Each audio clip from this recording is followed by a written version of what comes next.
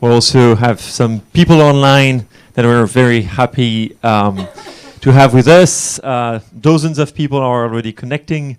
Not to put some pressure on all of you guys, but we are being watched.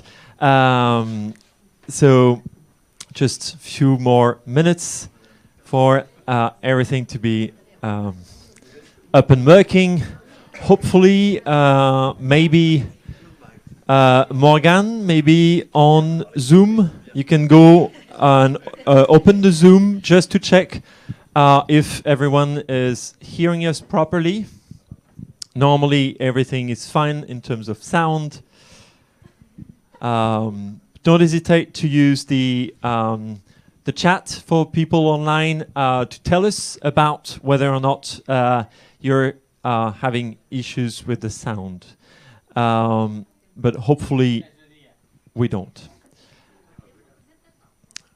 All right. Have you put the PowerPoint for us, the backup? We also have an illustrator, Sylvain, who is in the back there, who will be drawing all along the conference of tonight, doing live drawing, so it will appear regularly, and it's a very stressing job indeed that Sylvain is doing in the back there, trying to draw live for both also the people online, and we also have, of course, the drawings here. All right, so as soon as Nicolas is ready, and I see already that we're fine there, we are about to start. Yeah, we can start. Is that correct, Nicolas? Yeah, that's fine. All right, so I suggest to turn off phones and music, please. All right, so very happy to host all of you. We are officially launching, beginning this final conference.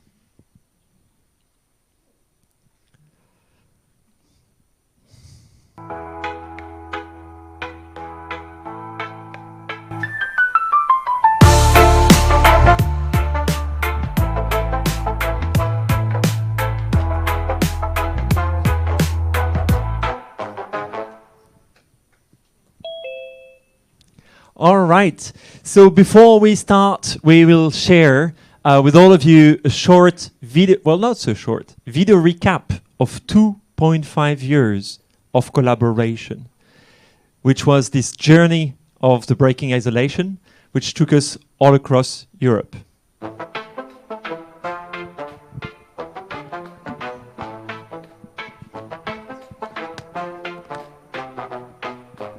7 o'clock in Niger, France, the police breaks the door. She's laying down on the floor. The doctor says she must have died 2 years ago.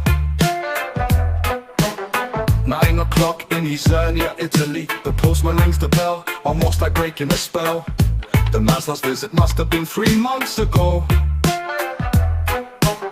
11 o'clock in Bielopoli in Montenegro. 2 children and single, no extra time to mingle. He left her with nothing about 4 years ago. 12 o'clock in Fort Hungary, place alone in the street. Each day feeling bittersweet. Not even one friend yet moved in 9 months ago. Isolation is not a choice. Isolation is not a retreat. Isolation is no one's desire. We must unite to break isolation. We must come together and care. We must unite to break isolation. We must come together and care. 2 o'clock in Ceres, Greece. She's shaking all over, been beaten like life's over, regretting to have married him 3 years ago. 4 o'clock in Thunder, Denmark. He wakes up in distress, feeling each day like a mess. Always together, lost his wife a year ago. 6 o'clock in Skopje, look at Slovenia. She looks out the window, never out, she's in limbo. Distant, got PTSD 3 years ago. Isolation is not a choice. Isolation is not a retreat. Isolation is no one's desire. We must unite to break isolation. We must come together and care. We must unite to break isolation. We must come together and care. 8 o'clock in Romania. Daily harassed and school, he walks head down. That isn't cool. Pushed and mocked, it all started a few months ago. 10 o'clock in Rumilla. Spain going out she might, but to move her legs it's a fight. Got into a bad accident 2 years ago. Midnight in Palma, Portugal. Coming home finally drunk and inexorably. Never stopped since she left, that was 9 months ago. Isolation is not the choice. Isolation is not a retreat. Isolation is no one's desire. Isolation is a social straitjacket. A social straitjacket. Isolation is not the choice. Isolation is not a retreat. Isolation is no one's desire. Isolation is a social straitjacket. A social straitjacket.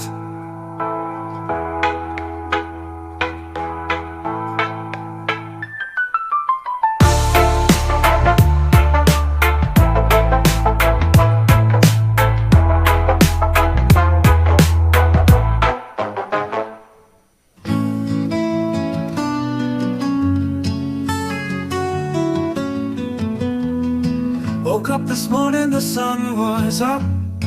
I felt no joy, no wish to get up. Some say my life is social blackout. Some say more often I should go out. No phone call, no chat in the hallway.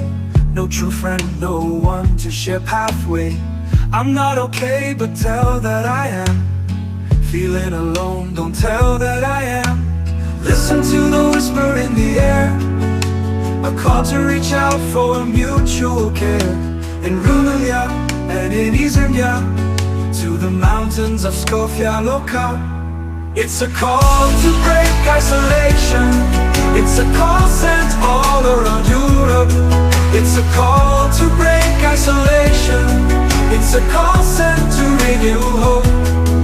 It's a call to break isolation. It's a call sent all around Europe. It's a call to break isolation. It's a call sent to renew hope. The whisper is now getting louder, an unstoppable call in thunder. It is now a chorus of voices, singing together in all places.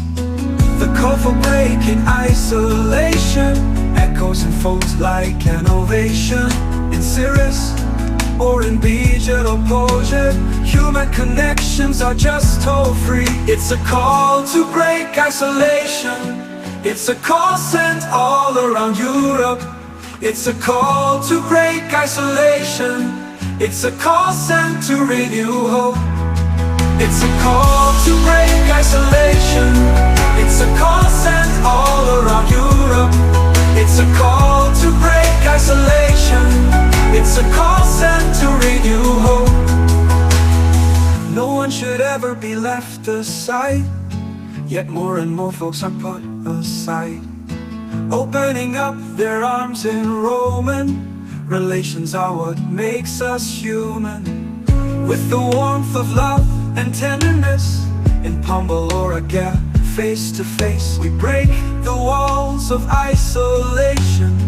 We need everyone to take action. We are Europe, we are elect. We are cities, we are citizens. We are elected officials, we are civil servants. We are here together to create change, so that no one is ever abandoned and left with no connection. It's a call to break isolation. It's a call sent all around Europe. It's a call to break isolation. It's a call sent to renew hope. It's a call to break isolation. It's a call sent all around Europe. It's a call to break isolation. It's a call sent to renew hope.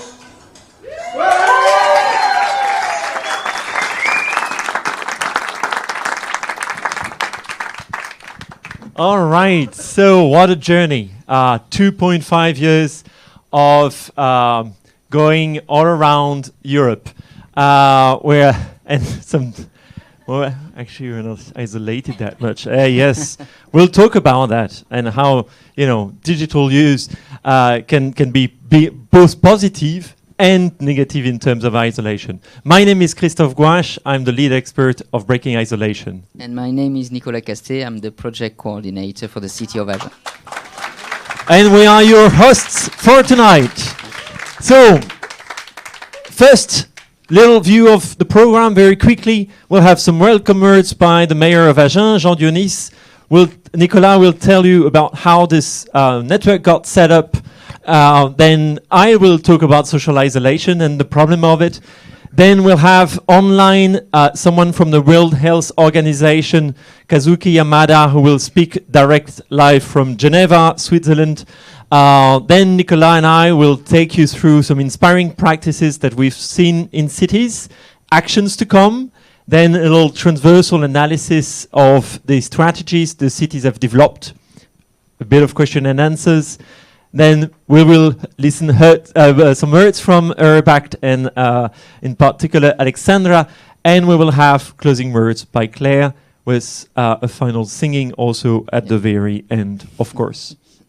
All right, so as we said, how it all started. And for that, we've asked the mayor of Agen, Jean Dionis, to come to the stage and tell us how it all started. Welcome, Jean Dionis. Bonjour Christophe. Alors, bonjour à toutes et à tous, en français s'il vous plaît. I'm very glad to welcome you. And I was very interested by your film, which is very interesting, very deep, and very happy. So congrats to those who have made the film. I will have the pleasure with Claire, which is a town councillor with me, and with Baya, which is my deputy mayor for social affairs, to welcome you tomorrow. Right? That's right. That's right. Okay. So we will have a more official event tomorrow. So some words about our perception, involvement in breaking isolation. How do we, Agen, come to this subject? We come because we had some very shocking local events who acts like an effective trigger on us, So we can say our work on social isolation began with tragic events in Agen. We faced several situations when residents die at home and nobody warned us of their deaths. Some of them more than 2 years. We were particularly shocked by one of these, which happened just a few hundred meters from the city hall. So it was quite a shock for us. We were these people bring us, the mayor, the councillor, to a very, very hard truth. Some people in our city were living, dying completely alone. And it was not obvious for us because all our culture is a social culture in the southwest of France. For a long time, we really think we were not concerned by that. It was for more bigger towns, more bigger different countries. But in fact, we were concerned. There was a moment we realized we had a collective responsibility. Social isolation, it was not a theory, but it was happening right here in Agen. So when we had this shock, then the question was, how do we begin to work? In which direction? And our first step was to focus on seniors. We were clearly the most vulnerable. And I still think we were right to do it. And to start by the elderly, the people who were more than 80, you know. In a town as Agen, it's about a population of more than 32,000 of inhabitants. You've got more than 1,600 people of more than 80 years old. So it was our first target, and we create a dedicated program. We call it NINA. It's French, so I will tell you in French. Non, à l'isolement, to the isolation of our de nos aînés agenais. It is isolation of our elderly persons. This was the starting point of our commitment. When was it? Which date? I can't remember. 2 years ago? 2 years ago, something like that. But we soon realized we had to go further because isolation was not limited to elderly people. And when we start to work seriously on isolation, we found it affects younger generation students. Agen, it's a middle-sized town, but with more than 3,000 students in Agen. So some of them are very, very isolated. Young workers, single parents, people living with disabilities, victims of violence, or more. So we came to the conclusion, and it will be part of the implementation that I'm sure Nicolas and Christophe will present to you. Our work had to be extended, continued, deepened. We needed new approach, new tools, new answer to match the diversity of isolation. So fighting isolation means acting across generation, across neighborhoods, and across different forms of vulnerability. I still say we had to start by the elderly people. I still argue for that, but when we organize ourselves for the elderly people, then we can go further, and we can have broader targets and different targets. Just a few figures to give you the importance of the subject. The town of Agen, I already told you that it's more than 32,000 inhabitants, and it's more than 18,000 mailboxes. So just under 2% by housing by mailboxes. Out of these, you've got more than 10,000 of these mailboxes which belong to people living alone. More than 60% of our mailboxes are owned by people who are alone. It's not always forced isolation. Some people are very happy to be alone, but it's massive, you know. It's more than 60% of our population. It means that more than, I told you, nearly 60% of the household are single-person household. It's a very decisive, powerful indicator of the scale of the challenge we share all in this room. Anyway, it's big and it is growing.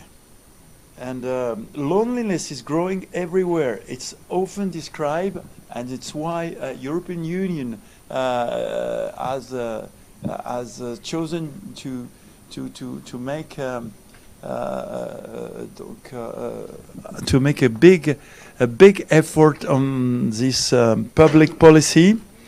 It's often described as one of the great illness of our 21st century, and some of the government in our European unions have already full-time ministers of the fight against isolation.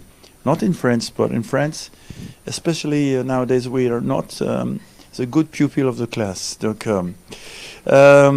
Digital tools, and you had a very good drawing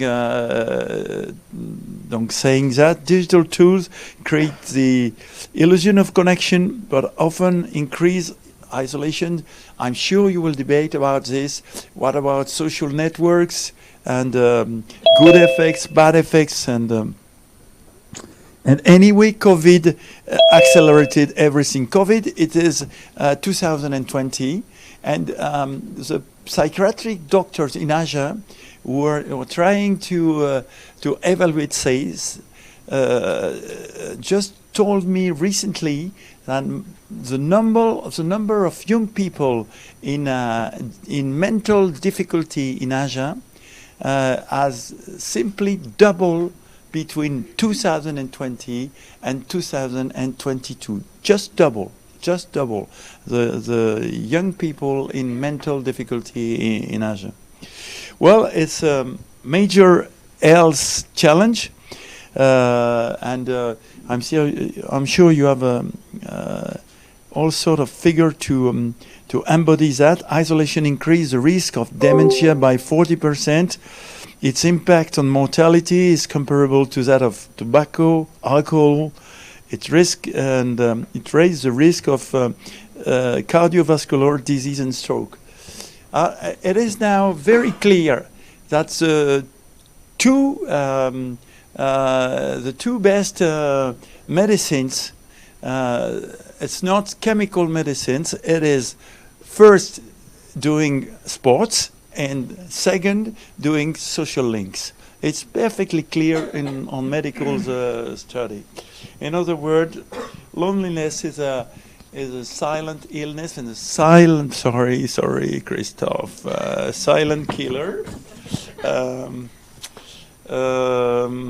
Well, the need of coordinated, we clearly came to the conclusion we need to have a coordinated city-wide strategy, because isolation stems from multiple causes: retirement, illness, mental health issue, poverty, domestic violence, addiction. No single institution can handle it alone. We need a transversal, long-term strategy that could encompass all the generation and multiple forms of social fragility. And it is exactly why Agen decided to join the URBAC network. And to be honest, it is not the only reason. I'm perfectly that is a speech of Nicolas, you say, so I'm editing.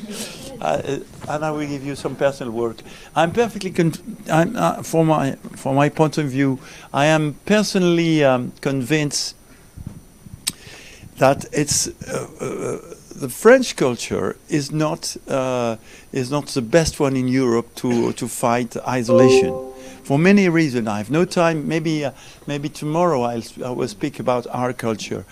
But anyway, it's obvious for us that when you go to Spain or Italy, that they are better than we are.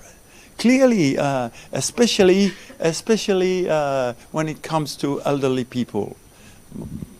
Maybe it's the weather. Maybe it's we can speak about it. So we were really earning to learn about different experiment and different culture, and it is really the very, very good side of URBAC. So we want to learn from diversity. Nordic city, a southern city, a Balkan city, each one brings something unique. We are perfectly convinced of that. Some focus on neighbor networks, other on digital innovation, and other on intergenerational ties. I was speaking of what we can see in Spanish town, Spanish city, or health-based approach.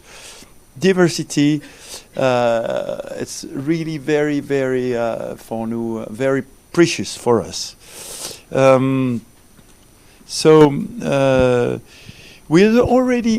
had a past in Urbact, so it's not our first experiments. So we were in Urbact for another subject, another stakes, and because Agen has been quite innovative in democratic governance, and the first Urbact experiment for us, it was on that democratic governance in a city governance, and we really like. we really like it. My son is living in Barcelona, so it's explained. So we really appreciate our first experiment on democracy, local democracy, and we said we had to candidate once again, and we had to candidate on breaking isolation. We began with you, and really I wanted to thank you, every one of your network, really, for in the name of our Agen municipality. Thank you. With you, we Agen gain expertise, working method, and a clear European perspective. So, for us, make a second of time, and joining Breaking Isolation was quite a natural decision. We knew Urbact was a good thing, well, so we had to do it again. We like the method, which is quite serious, with diagnosis, co-creation, experimentation, correction, adjustment, and finally, and Claire will present it to you, and the final integrated action plan. We like the experiments. We like the atmosphere in your group, which is friendly, and thank you for that. We like intergenerational workshop. We like all that. So thanks to Urbact. Thanks to every participant. Please send our thanks to your elected representative, to the municipal staff, and to all the people who work with you in every of your town. So we decided, and in our last city council, people vote with unanimity. Nobody was against, which is quite rare in France. We like very much struggling and all that. So unanimity to have in 2026 a comprehensive action plan, including we include the creation of La Maison des Agenais, the House of the Agenais, a dedicated helpline and digital platform. We community support teams, intergenerational programs, and annual evaluation director. I want to thank Urbact, and notamment and especially Christophe and well, not too much Nicolas, because he has the best job in the city hall. It's a good job. It's a good job. Thanks to Urbact, we've done a long way with you and with your help. So I just say you had a good meeting. We will be very glad to welcome you in the City Hall tomorrow at noon. No, at what time? At 12. Thank you very much. Work you. well. Thank you, Mr. Do Mayor. well.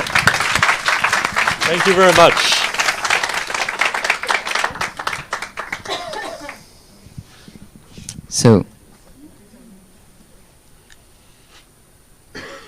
So we decided to, as Mr. Mayor explained, we decided to set up a network through the URBAC program.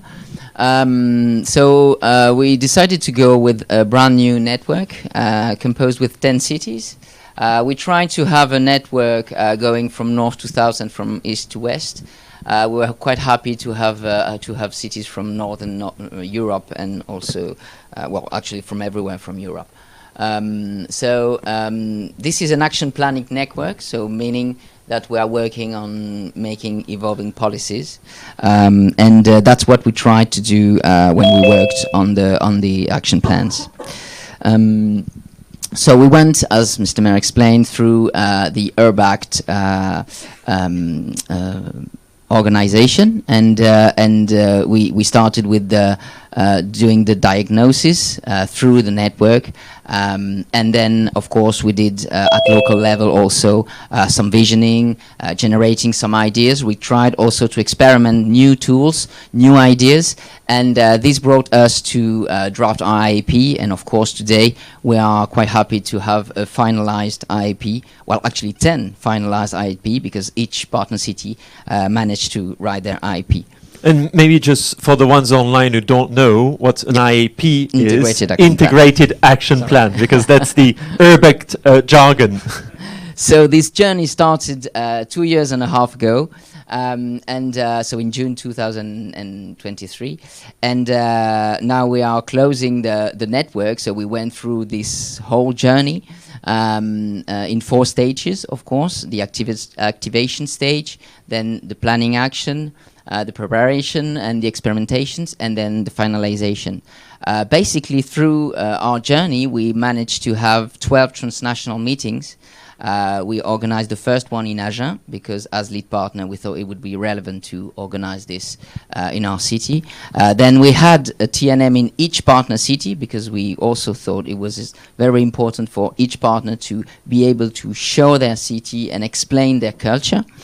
We also organized an extra transnational meeting in Brussels because we thought it was also very important to try to bring some European spirit within the network, because we are a European project, of course, and obviously we decided to close this project today in Agen for the closure and the final IAPs, because as lead partner we're very happy to have it finished in our city. So welcome in Agen. Now Christophe will talk about social isolation. Yeah. Thank you. Thank you very much, Nicolas.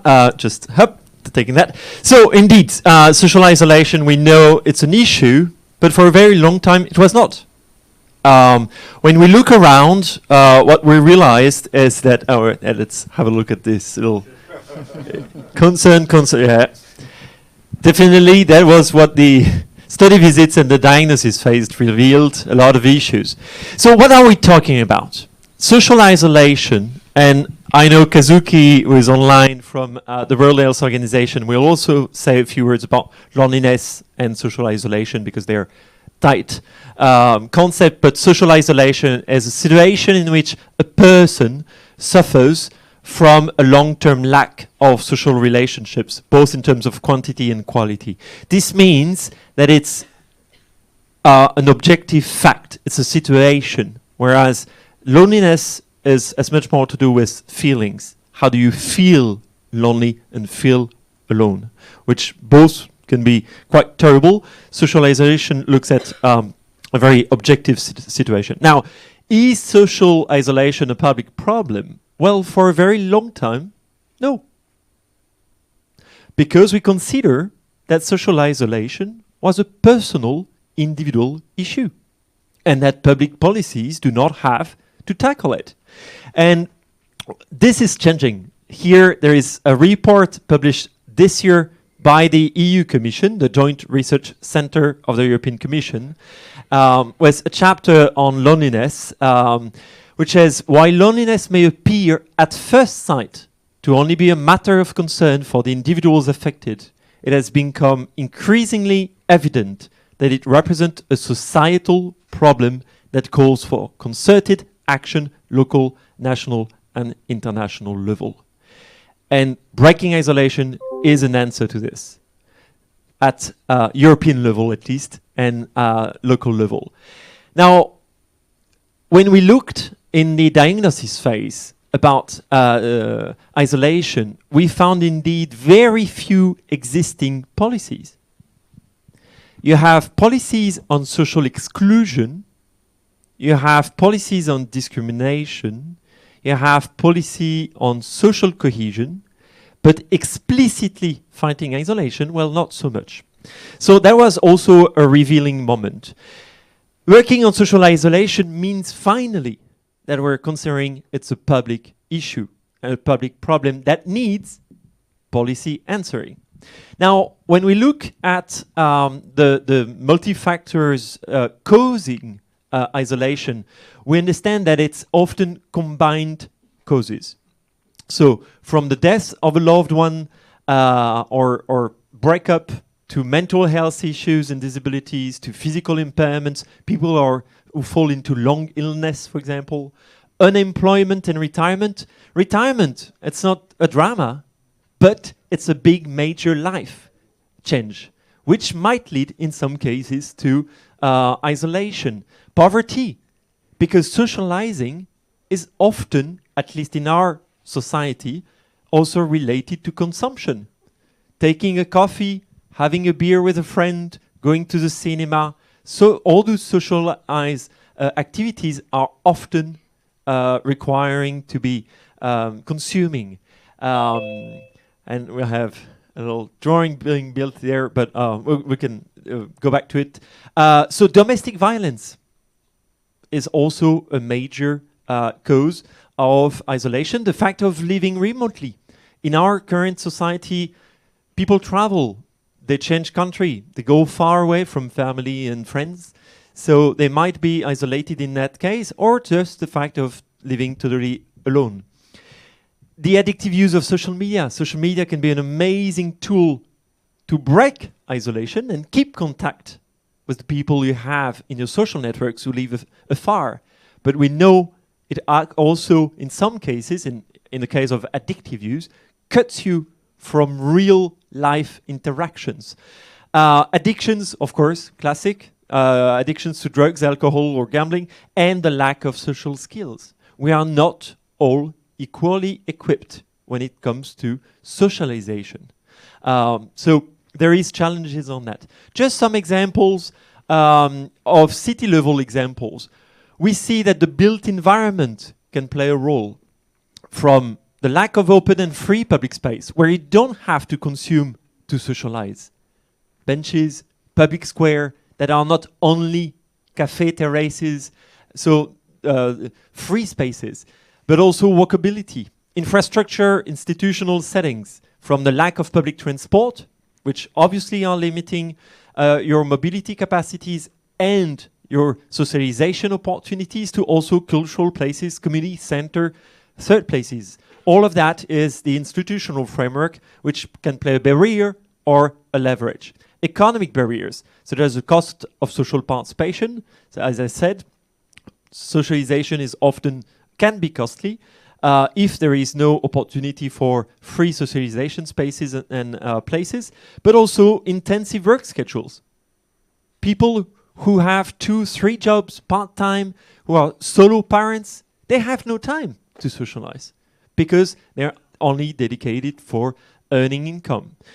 So one of the major learning was also, and Jean insisted on it, everyone can be isolated. And that's a major key issue. And I know Kazuki will also highlight this point. What we look at demographics, it can really touch anyone. Now, the latest survey the EU Commission just released shows that some people have a higher risk of feeling isolated. In particular, poor people and the unemployed, minority groups, so either migration background, LGBT people, or people with disabilities, people who moved places recently, and also young adults, which is becoming a growing number.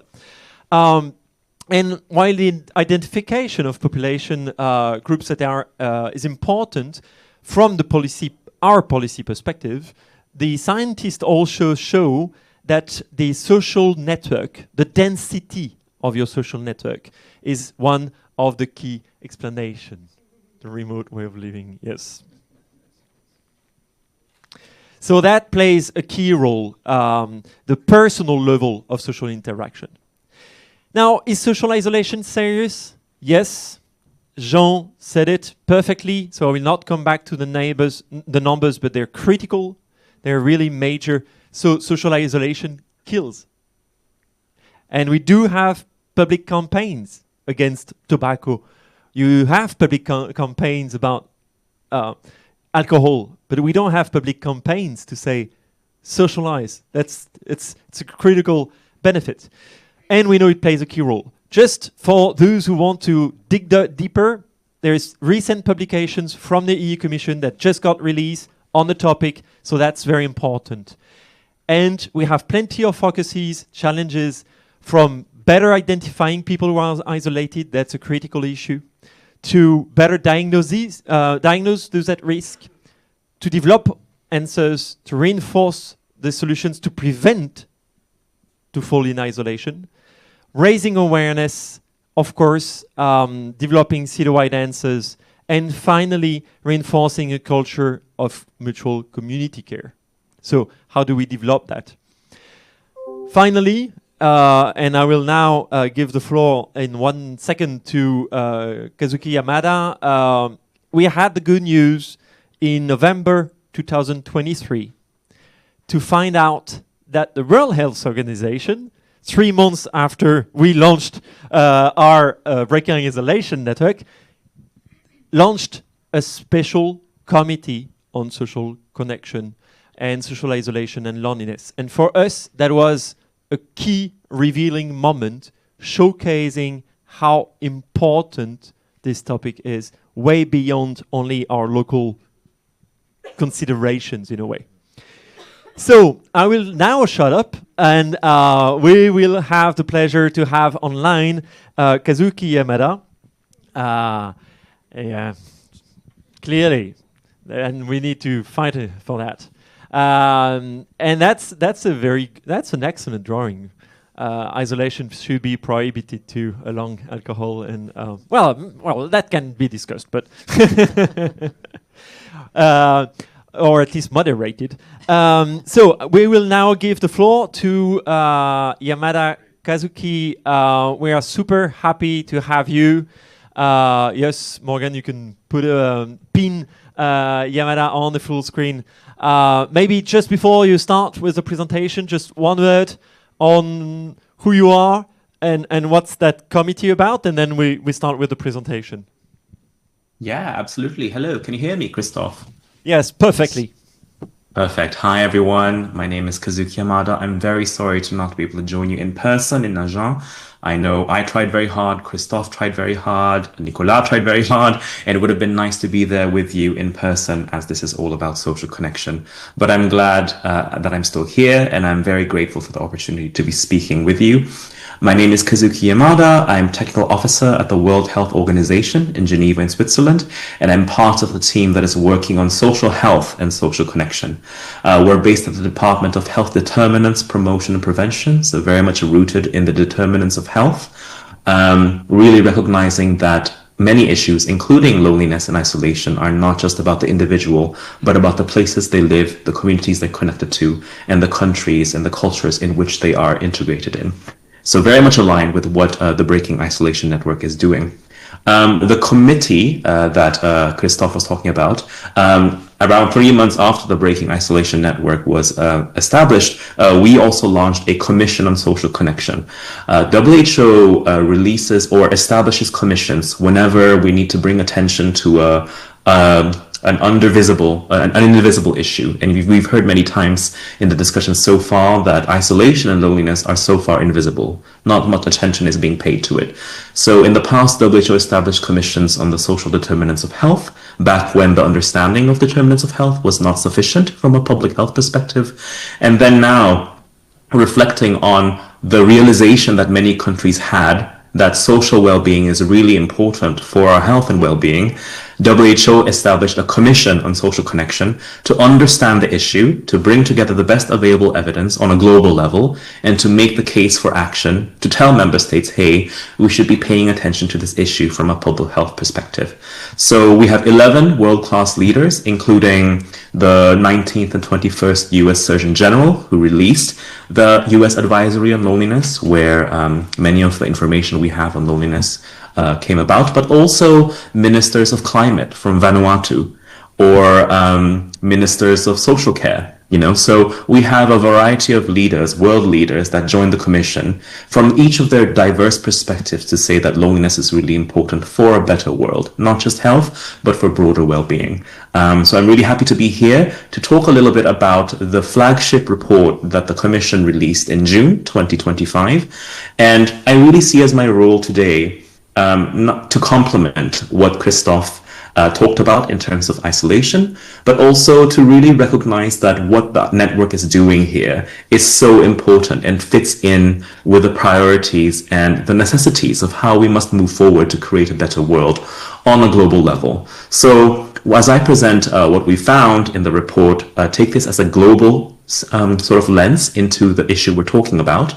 And you'll be heartened to see that so much of what we've found in the report aligns closely with what you're working on in terms of isolation, the work that you're doing in terms of the city network and the policies that you're developing. And it's really the local action that we see in cities and communities that will make global priorities a reality. So let me talk a little bit about what we found. So at the world sort of global level, social health is enshrined as an essential pillar of health.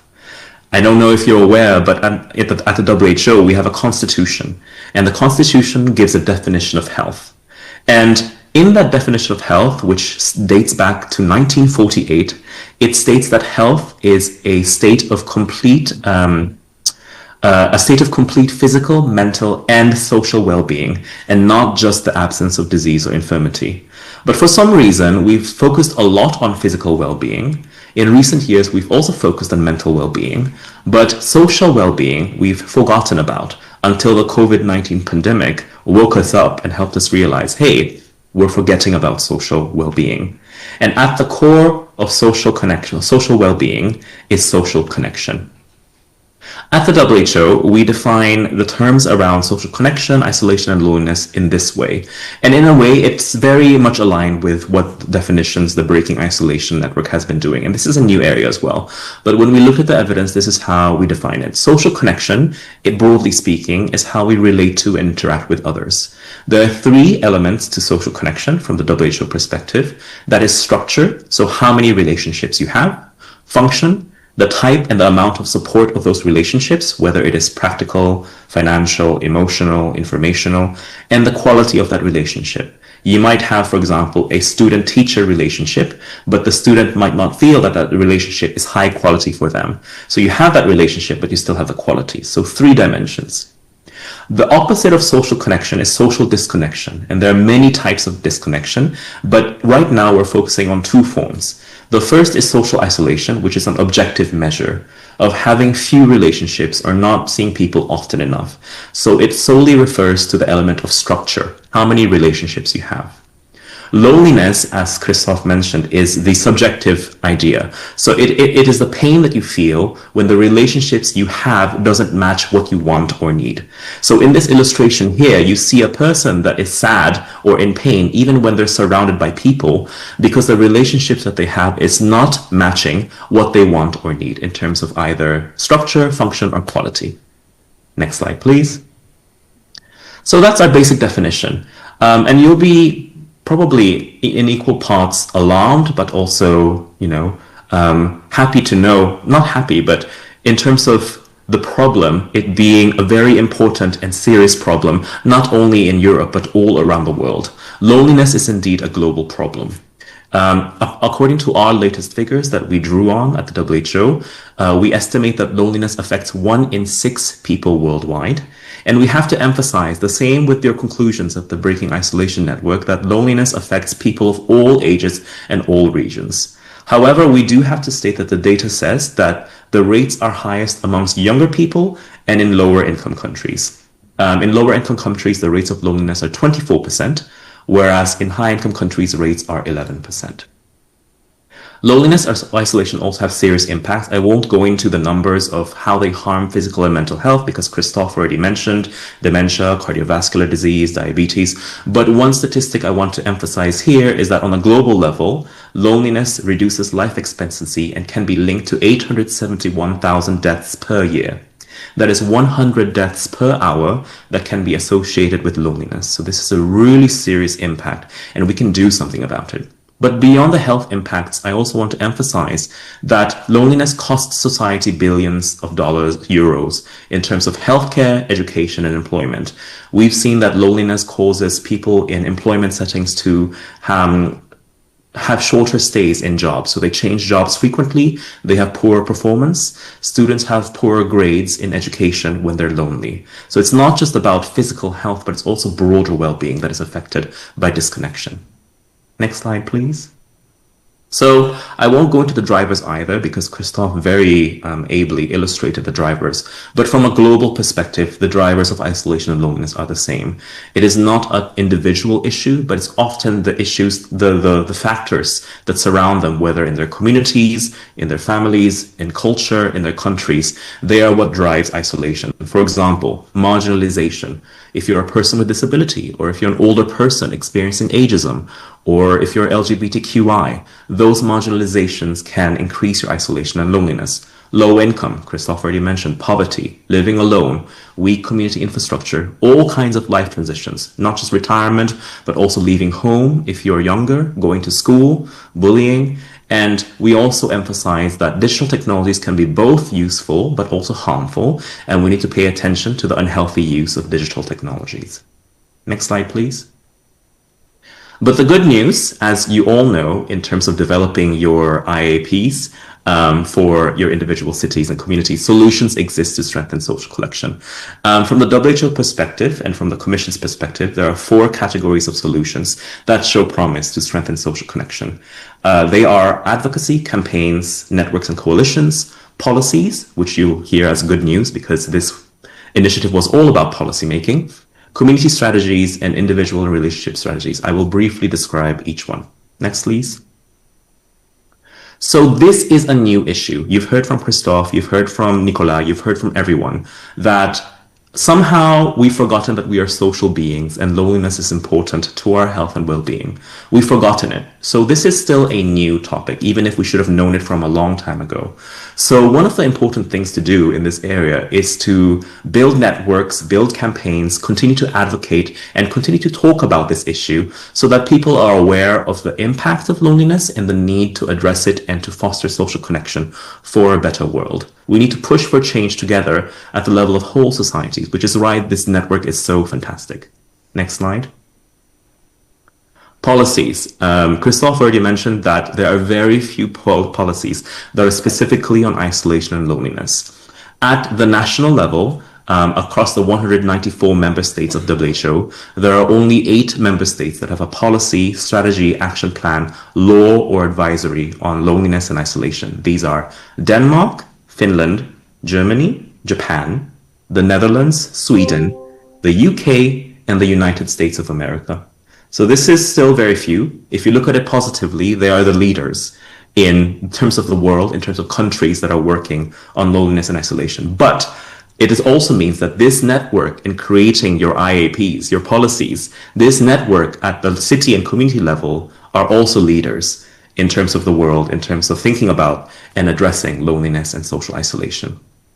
I just want to highlight here that a common recommendation for policies is a whole of society approach. So not just about healthcare, not just about single sectors, but schools, healthcare systems, housing, transport, communities, businesses, they all have to work together, whole of society approach to address loneliness. So this is also another commonality between what we found and the approaches you're already taking in the Breaking Isolation Network.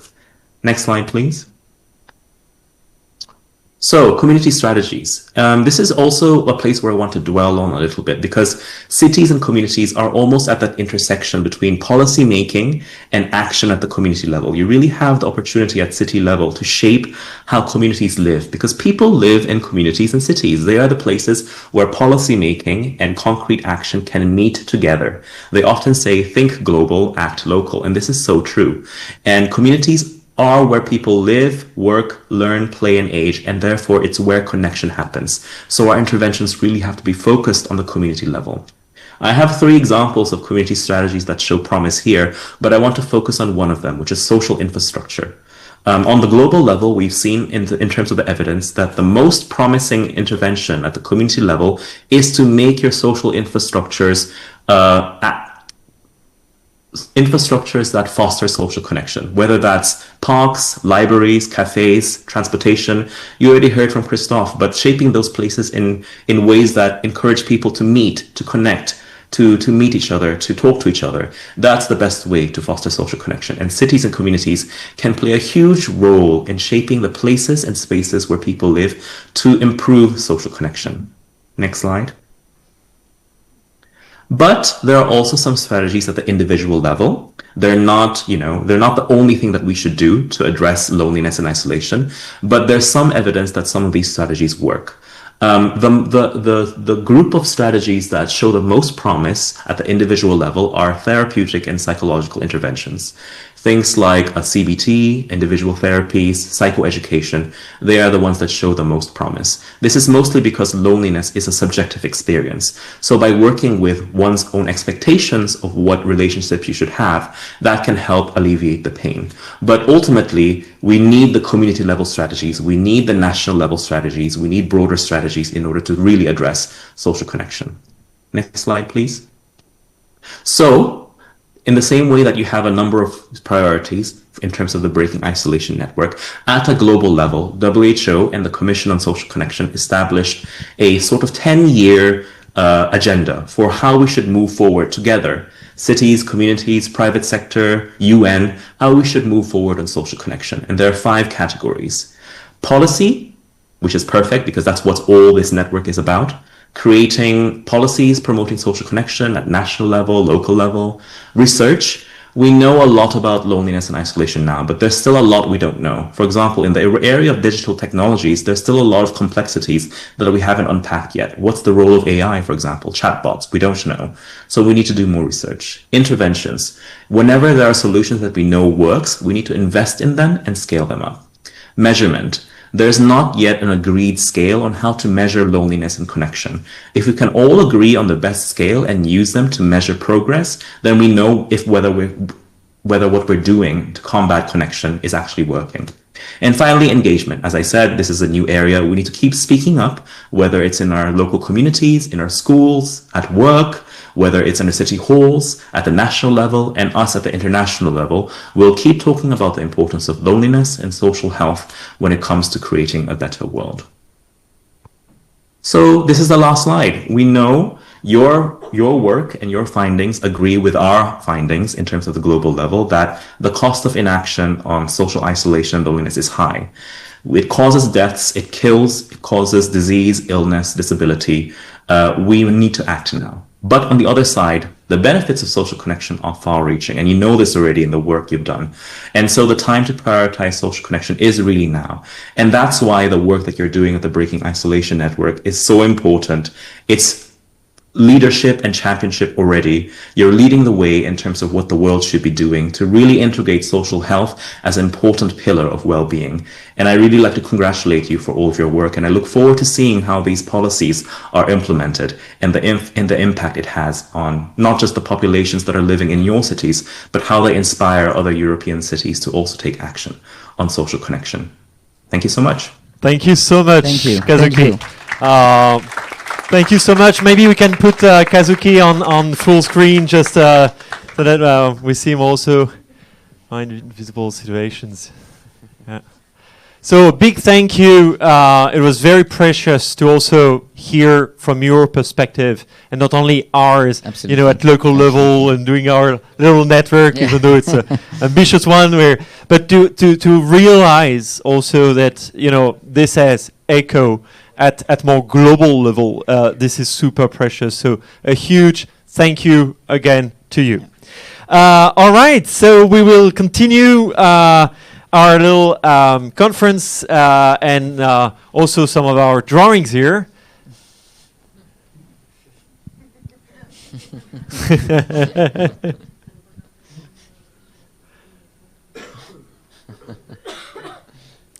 Illustrating factors, the global and local action, absolutely vital.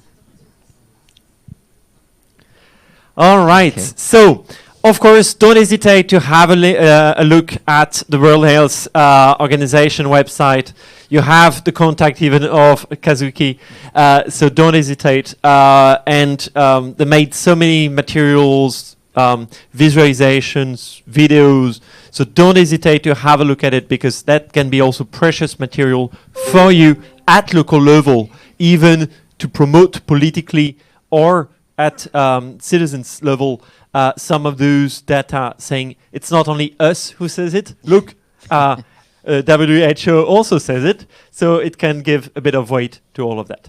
Now, we are not starting from scratch, from zero. No.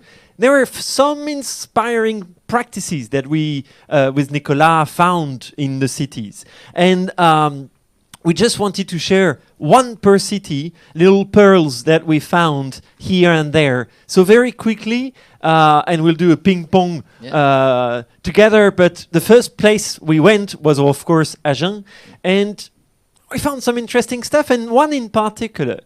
In social housing, for example, which is, publicly managed, they have what they call agents d'immeuble. So building carers. And those building carers, amongst doing maintenance and cleaning and the regular stuff, it's interesting because they said not only they also have a job of welcoming your residents, making sure they're fine and so on, and also visiting them or phoning them after 1 month, after 3 months to check up on their arrival, but they also check the mailbox.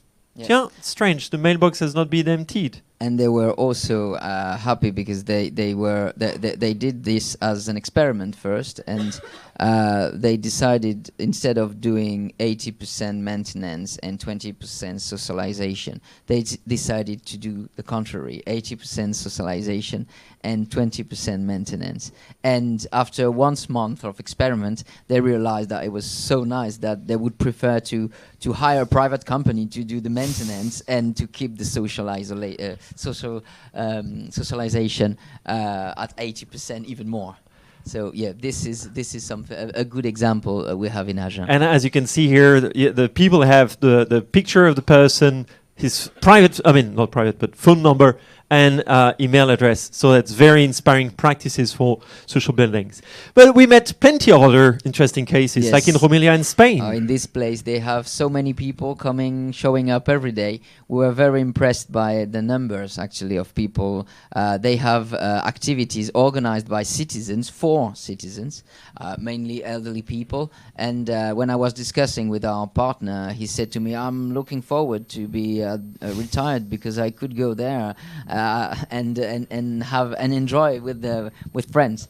So yeah, it's the place to be in Romelia. Yes, when you're getting... and the numbers are crazy. Yeah. Look at the numbers. I mean, we went there. Yeah. Every single day, you have at least 200 people passing the door. So that's huge. It's not a small social center with 5 people. No, it's massive. So... and it works. It's been there for quite some time. But we've met other interesting practices. Portugal, Pombal. In Pombal, we saw this group. When we arrived, they were waiting for actually the person in charge who is doing sport. They were about to go for a walk, and they said to us, but we've been coming here for 20 years now, and they were, becoming friends. They met new people. They were socializing, and by walking all together, and this municipality gave them the opportunity to get there for free as well, because they have free buses to go and socialize. So that's a very good example as well. Yes.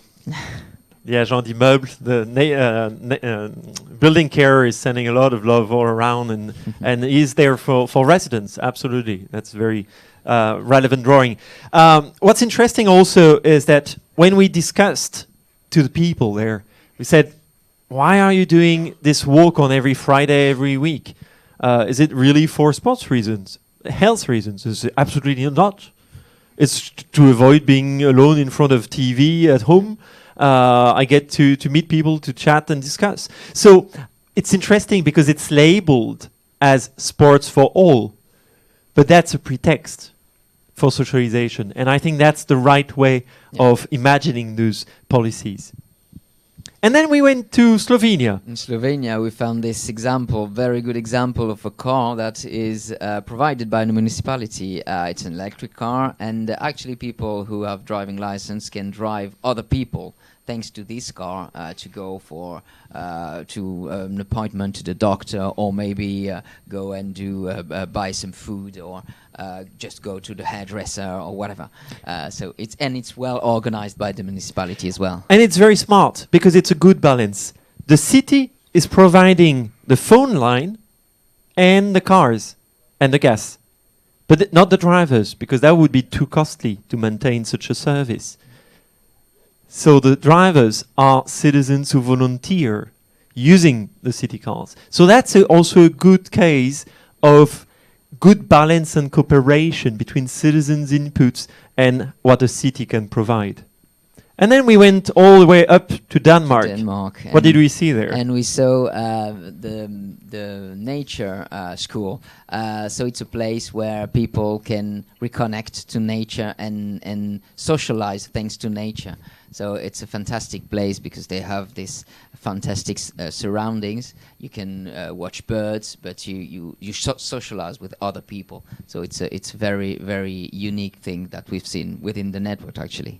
And super interesting to hear the guy doing it. Says, I have 8 men with me. They don't talk much. They're a bit silent, but it's okay. We go, walk around the nature, pick some mushrooms, do a little barbecue, and then slowly, they start chatting. They start opening up in a very gentle way. Absolutely, it's not a therapy, but it is, in a way, a bit of a nature therapy, but in a very slow, gentle mode. And I think that's also very inspiring for us. And then, why are you here? To meet people, absolutely. Yes, exactly. We're all, trekking and so on. And doing that walks as a pretext to socialize.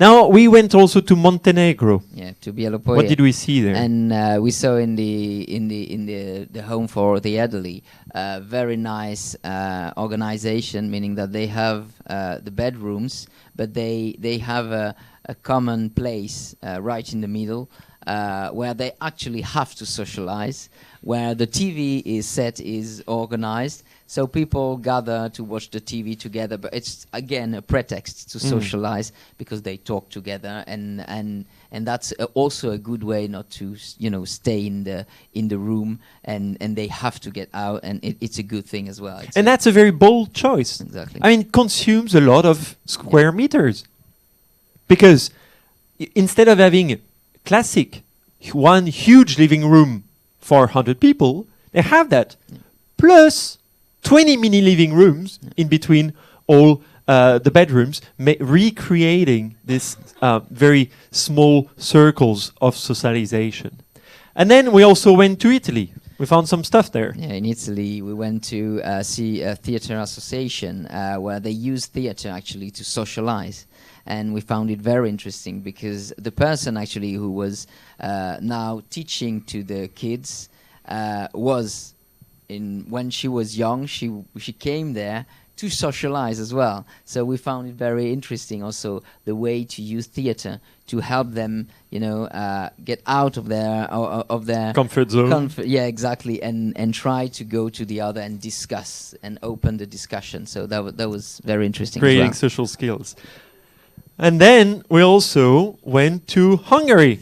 We had a center for seniors as well with these old ladies, very nice and very active because they have several activities, sports, and they also have they do cooking, they do plenty of activities. And it's not a home for elderly. And it's not a home for elderly. They're just going out to hang out, Exactly. basically, to chill. And then also all the way to Romania, where we saw something a bit close. We saw, yeah, it's a bit close. It's a socialization center for elderly. And what was nice here as well is that they told us it's open only in the morning, because in the afternoon, as they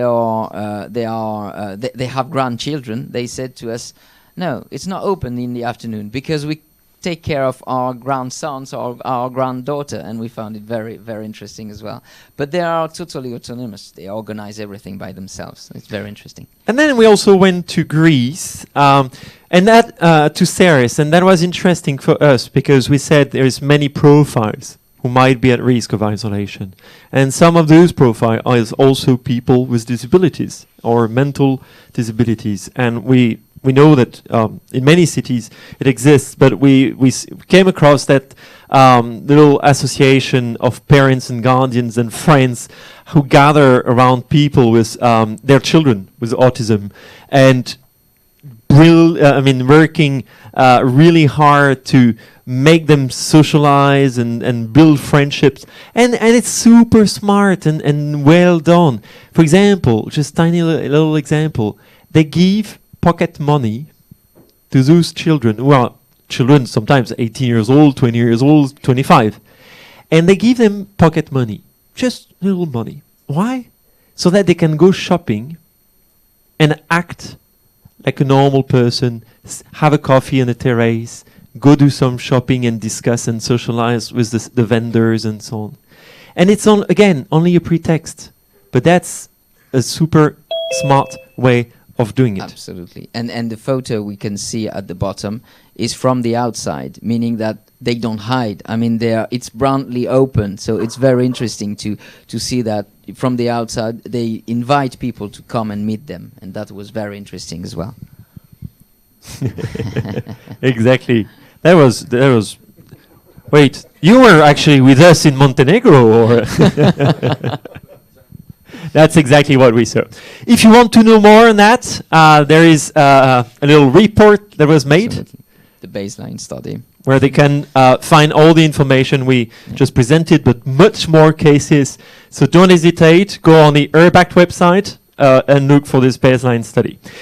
Now, we've talked a lot, but we have cities also here in the room. And after 2 years and a half of cooperation, we have 10 cities from 10 countries who developed their strategies. Each of their strategy has been developing plenty of actions, plenty of policy ideas, which are now, for most of them, validated by municipality council. So they are becoming official local policies. And of course, we can't show all of them, but we'll say a few of them can be presented in a very short way. So we picked one per city to have a little, you can come closer here. So maybe Isernia, Italy. Can you tell us what's that about? Good evening, everybody. I am Stefania Bendato, and I'm the project manager for the municipality of Isernia. And yeah, the Observatory on Social Isolation is the first action of our integrated action plan. And it will be a great action because it will operate as a multi-stakeholder hub and will serve as the driving force behind our plan. Plus, using participatory approach, the members of the observatory will conduct research, analysis, organize focus groups, workshops, and we decided to establish an observatory mostly because we wanted to continue the work that we have been done within the Breaking Isolation Network. So it will be a natural, continuous continuation of the Urban Local Group. And that's it. Thank you very much. Thank you. So, observatory to build knowledge and awareness. Next is Romania. Can you tell us? Hello, good evening, everyone. My name is Alexander Oprea. I'm from Roman, Romania, and I'm a ULG member. So I will speak a few words about our activities or action. It's about a platform, online platform, Connected Roman. The platform will become a virtual space that brings together citizens, authorities, NGOs, and other stakeholders, and facilitate access to the information, services, emotional support, and community opportunities for vulnerable people. Basically, through the platform, anyone can find easily and immediately where and when activities suitable for their needs are taking place in our city. Why that platform will be a bold move in our fight against social isolation? Because it will function at a single access point for people, and will prevent social isolation through digitalization, communication, and continuous interaction between people and authorities, NGOs, and other stakeholders. Thank you very much. Thank you so much. All right, let's move to Greece, to Ceres, where you have also something that turns around the use of digital. Yes. My name is Kassandros. So, in our city is envisioning the development of a self-assessment tool, a mobile app, designed to detect early signs of social isolations and support individuals who may be at risk. The main idea is to better identify people who is becoming socially isolated, and to ensure practically that anyone who's showing warning signs, let me say, can be connected to municipal or social services. That mobile application has 3 main steps. A simple check-in, who practically can be done, which can be done by the individual through these applications privately, before problem escalate. Let me say that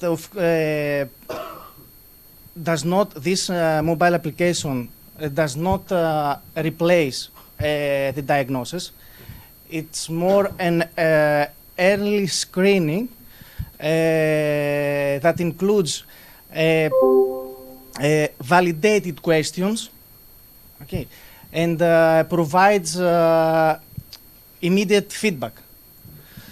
And then after that,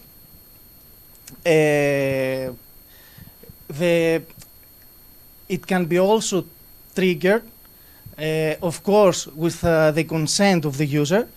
It can also trigger a quick referral, so support can be reach that individual quickly.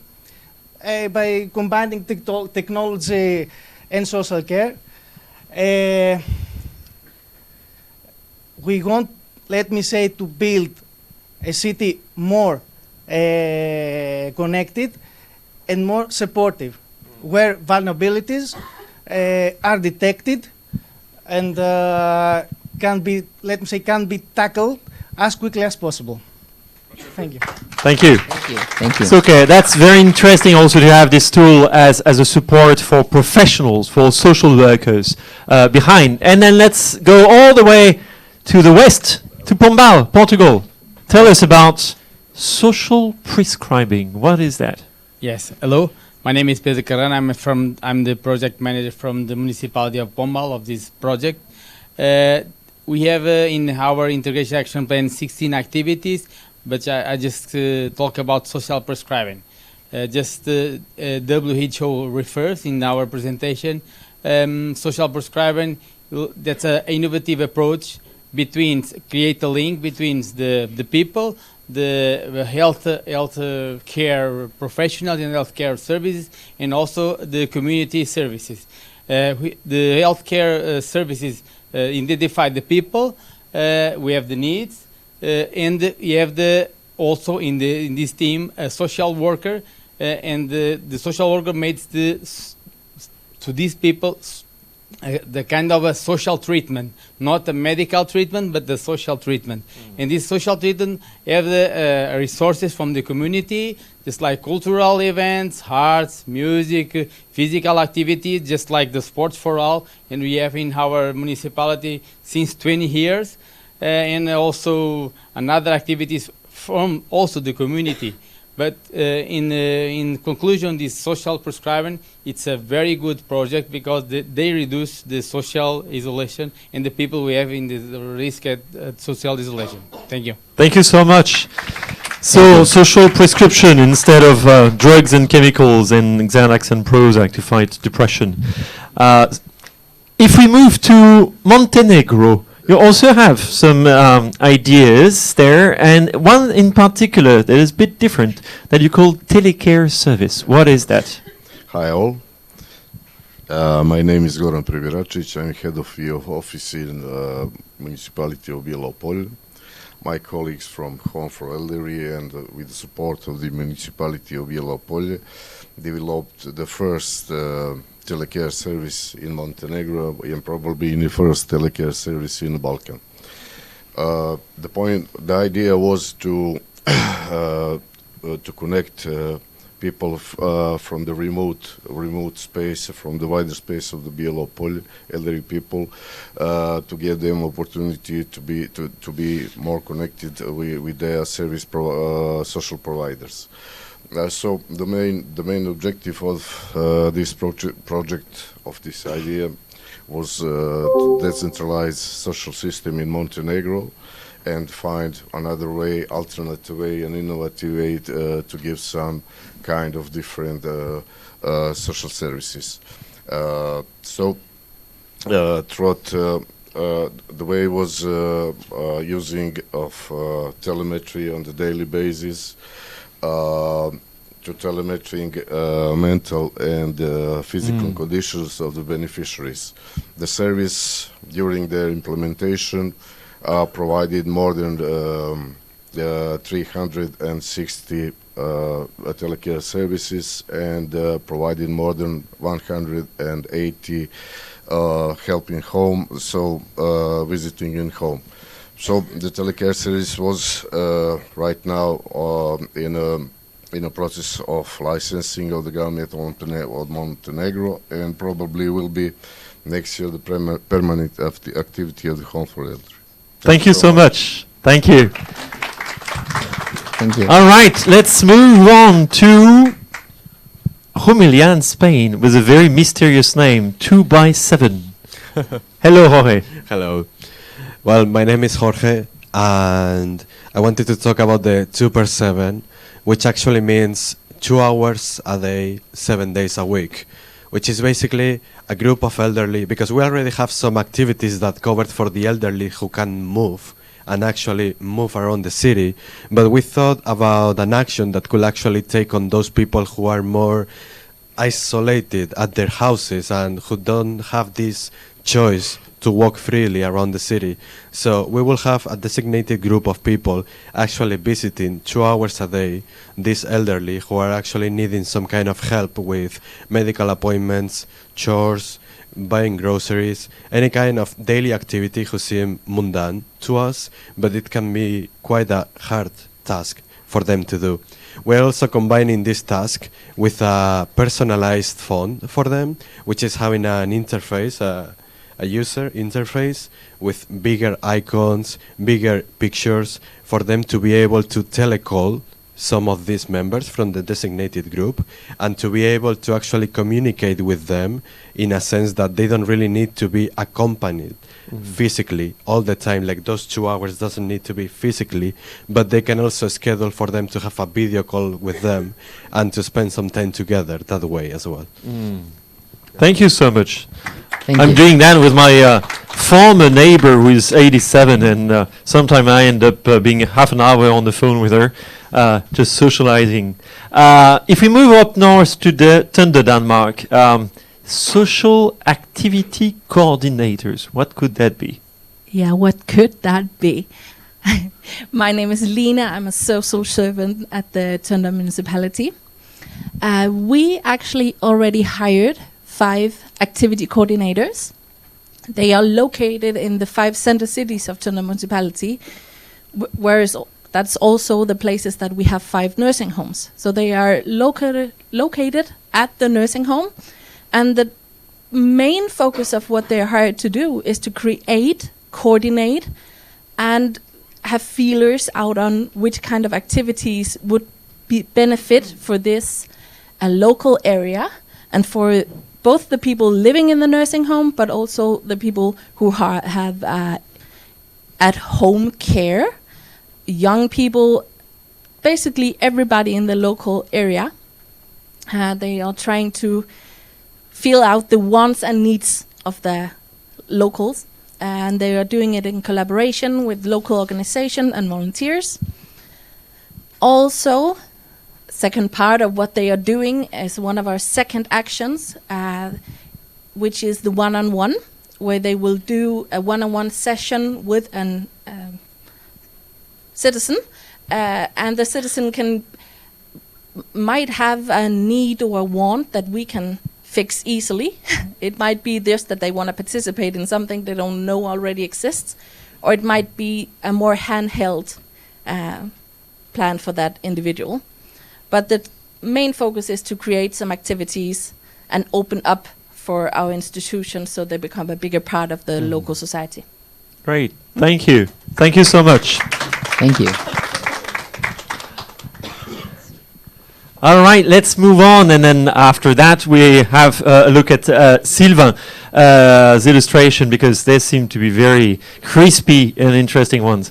FOT Hungary, what are you doing with Social Cafe and Chat Corner? What is that?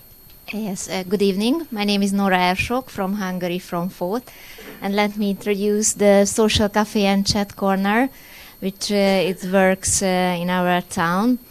This Social Cafe and Chat Corner works at the City Library, which is a very special community space. You have to know that unfortunately in FOT there are very few community spaces, so we have to use all spaces, for example the library too.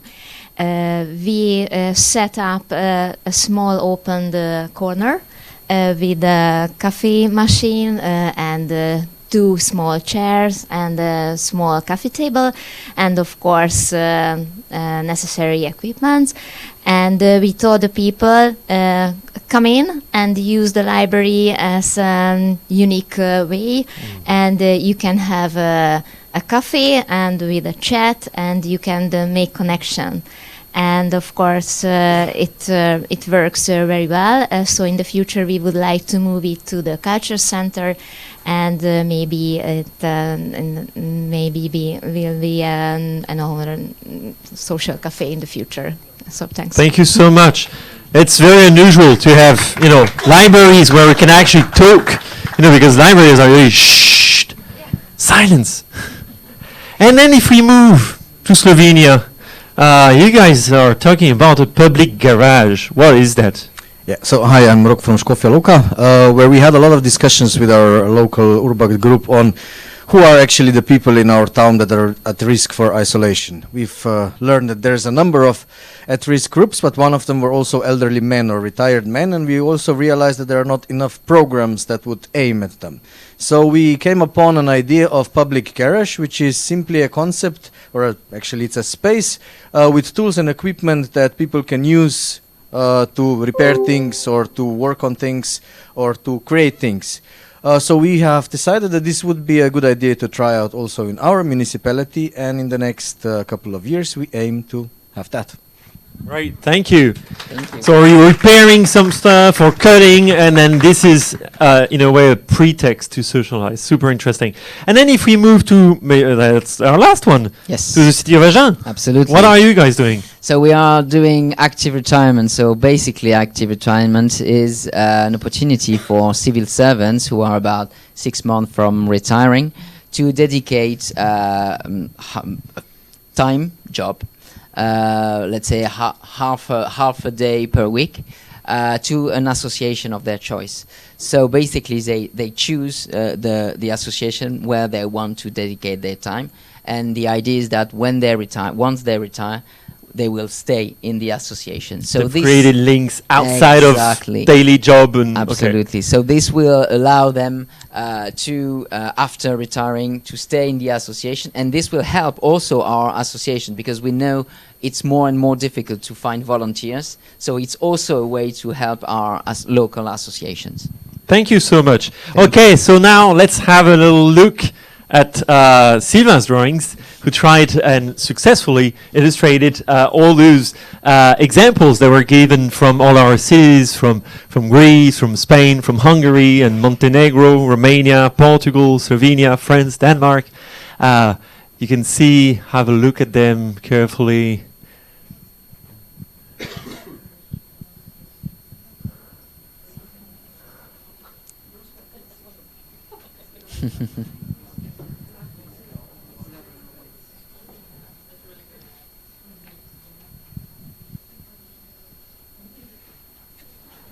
That's awesome. Thank you so much. All right, let's move on to the last part of our conference, looking at all the strategies, what we observe. One word on that, very short, but I think it's part of the added value of such a network. First thing, transfer between cities.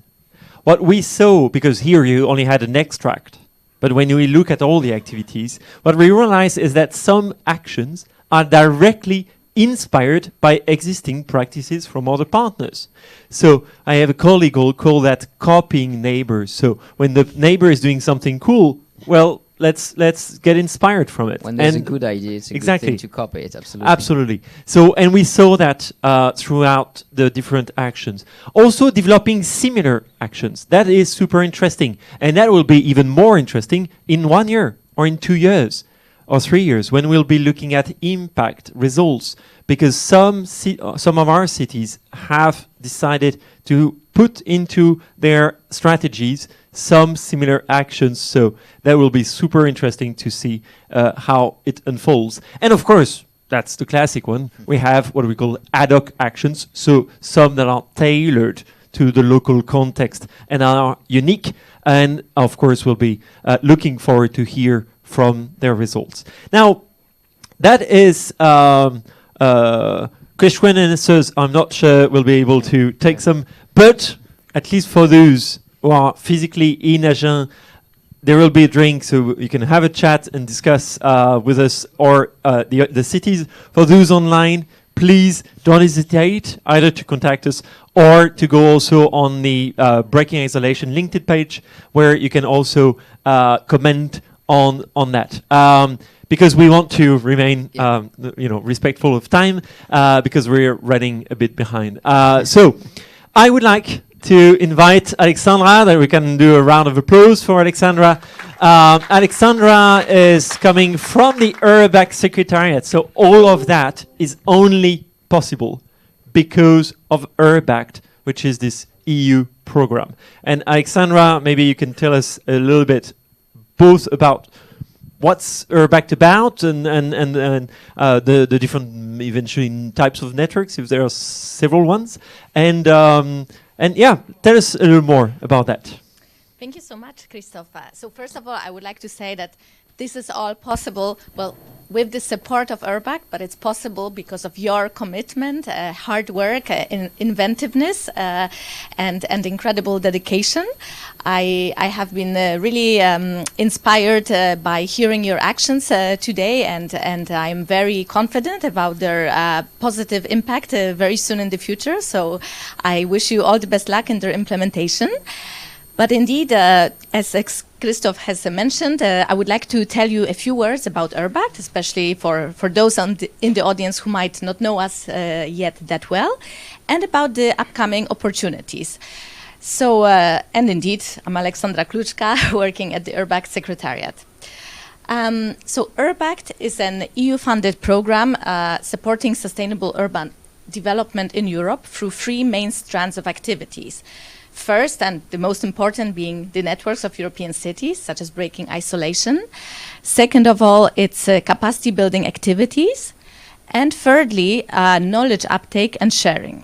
And I'll touch upon them in a moment. So when it comes to networks of cities, we support 3 types of European cooperation. So the first one, such as breaking isolation, it's an action planning network where cities and local stakeholders co-produce an integrated action plan as a response to a shared policy challenge. But there are also other types of networks, such as transfer networks, where the lead partner city already has a tested solution, a good practice, that then is being adapted and implemented by the partner cities. And currently, we have 25 new transfer networks that have just started their journey, so you can observe their progress on our website.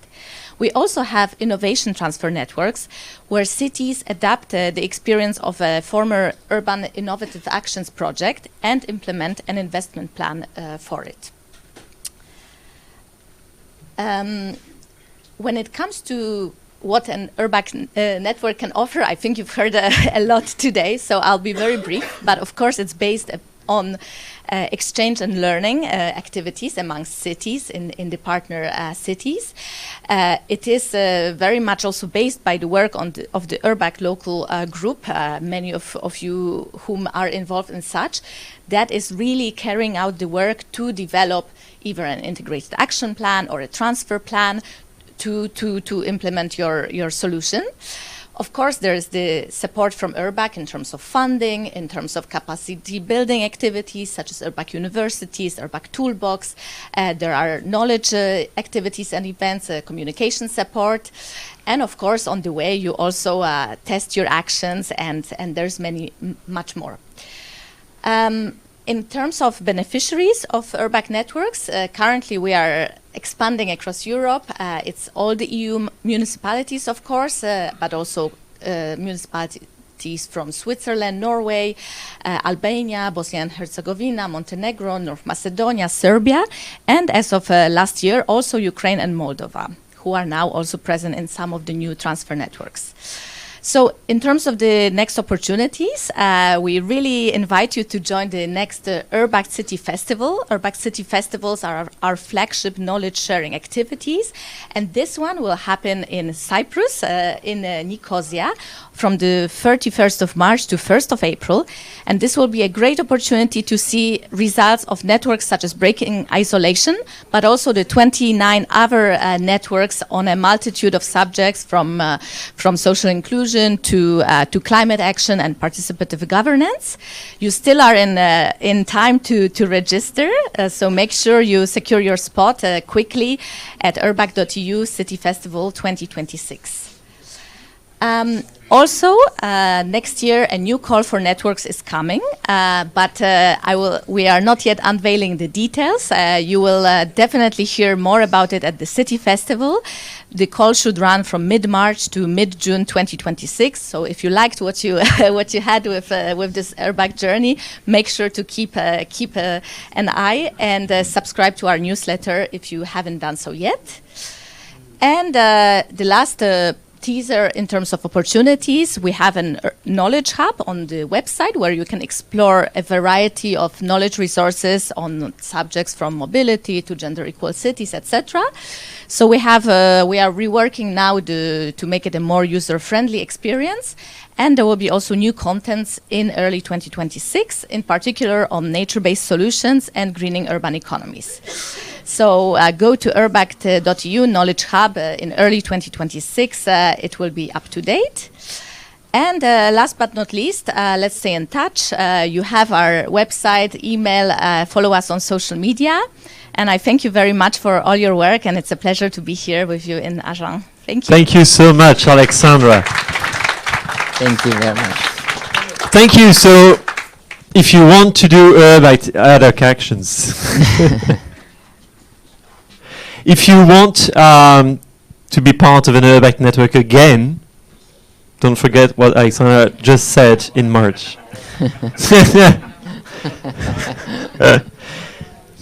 Well, it has to be at least an EU country, or one of the ones you signed it. All right, so last but not least, the closing words. And we apologize to people online for the small delay we had, but we're very happy to host now a round of applause for Claire Rive, City Councillor of the City of Agen, and who's been in charge of Urbact. The floor is yours. Thank you, Christophe.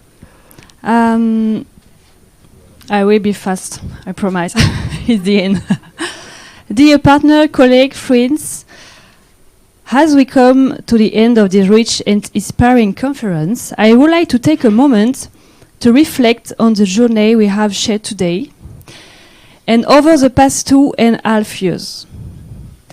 We began this session with a preview of our collective path, a video that reminds us of the diversity of our cities, the commitment of our teams. Then, through the welcome words of our Mayor Jean Dionis, we revisited the foundation of this remarkable European collaboration. Thanks to the sagacity of our lead expert, Christophe Gouache, we increase our understanding of what social isolation truly means on the other side of statistics at the heart of people's life. We're deeply honored by the exceptional participation of the World Health Organization, represented today by Kazuki Yamada. His contribution placed our work in a broader global perspective and remind us of the high pressure of tackling social isolation and loneliness as major public health challenges. We also explored together a set of inspiring good practices already implemented across all cities, discovered during the study visits. These concrete initiatives show that solutions exist, that creativity is alive, and that local communities are able of powerful action. Tonight, each partner presented the key measure of your integrated action plans. These upcoming actions are not just projects on paper. They reflect your deep involvement. Today marks the end of the network, but certainly the beginning of the projects. What we build together does not stop here, it starts here. I want to warmly thank all the partners, all of you. I also wish to thank all the participants here in the room and those join us online here for your attention, your contributions and your support. A special thank you to Urbact for their precious guidance across the journey and for being with us, with the presence of Alexandra and also Quentin, where are you, and Marc? I don't know where he is. Okay. And I want to thank you, Nicolas, Christophe, Morgan, and please can you applaud them because it's a big, big job. And I would like to thank Sylvain because we saw your draw. Please come because, yes, but we would like to see you because everyone see your draw, but not you. Come on, please.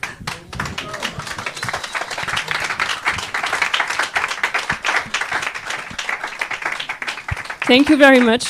Thank you. And thank you very much. Now, if you want, I can say you have You can have a drink and a conviviality time. And thank you very much. Thank you so much. And for those who are online, but also for people who are here in Agen with us, of course, we'll play the little song of the Breaking Isolation. So we can put it on the screen up there, because no transnational meeting ends up without the song of Breaking Isolation.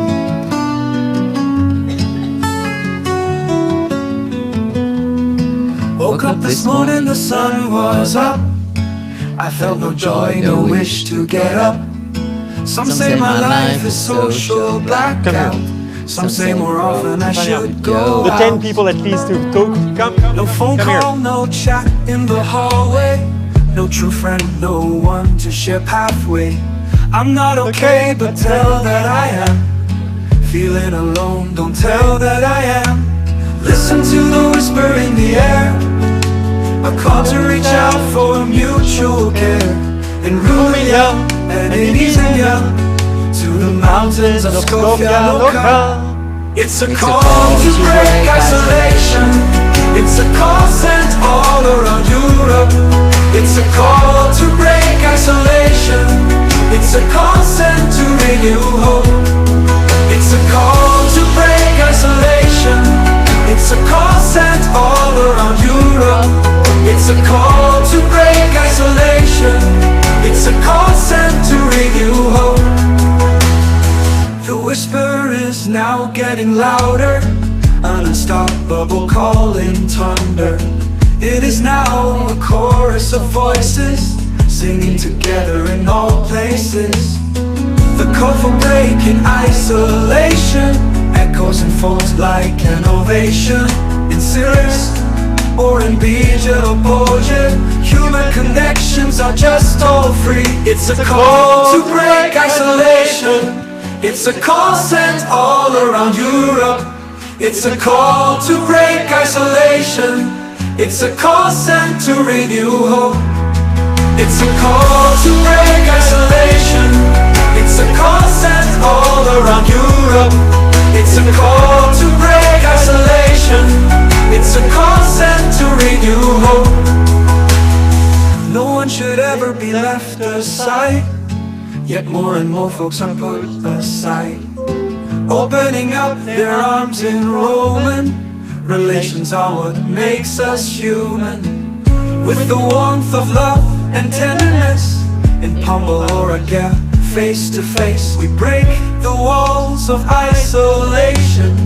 We need everyone to take action. We are Europe, we are Iraq, we are cities, we are citizens, we are elected officials, we are civil servants. We are here together to create change so that no one is ever abandoned and left with no connection.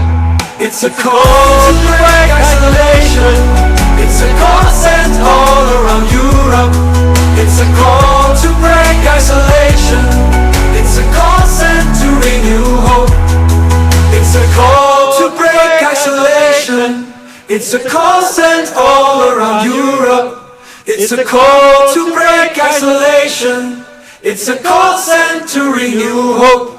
Thank you very much. And thank you to all the people online. Thank you so much. Thank you. We're now officially closing. Please, for those who are physically here, have a drink, have something to eat. We'll put some music on for the people who are here. Thank you again for all the people online who are with us. Thank you to Sylvain for illustrating, for the technical team. Thank you, everyone.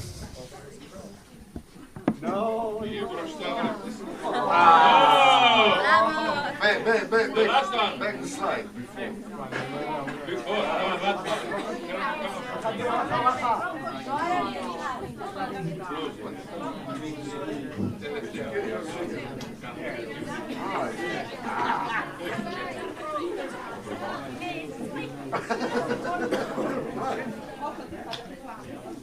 So all of you can